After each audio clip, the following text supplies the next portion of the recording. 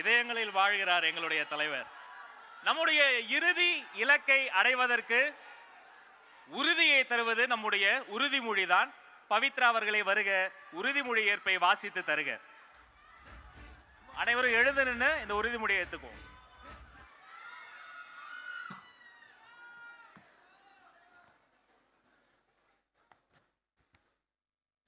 நமது நாட்டின் விடுதலைக்காகவும் நமது மக்களின் உரிமைகளுக்காகவும் தமிழ் மண்ணிலிருந்து தீரத்துடன் போராடி உயிர் நீத்த எண்ணற்ற வீரர்களின் தியாகத்தை எப்போதும் போற்றுவேன். நமது அன்னை தமிழ் மொழியை காக்க உயிர் தியாகம் செய்த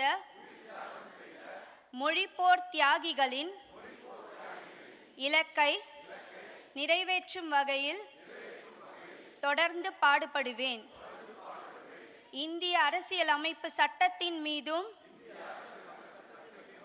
இறையாண்மை மீதும் நம்பிக்கை வைத்து அனைவருடன் ஒற்றுமை, சகோதரத்துவம், மத நல்லிணக்கம், சமத்துவம் ஆகியவற்றை பேணி காக்கின்ற பொறுப்புள்ள தனி மனிதராக செயல்படுவேன். மக்களாட்சி, மத சார்பின்மை, சமூக நீதி பாதையில் பயணித்து என்றும் மக்கள் நல சேவகராக கடமையாற்றுவேன் என்று உறுதியளிக்கின்றேன். சாதி, மதம், பாலினம், பிறந்த இடம் ஆகியவற்றின் பெயரில் உள்ள வேற்றுமைகளை களைந்து மக்களிடையே விழிப்புணர்வை ஏற்படுத்தி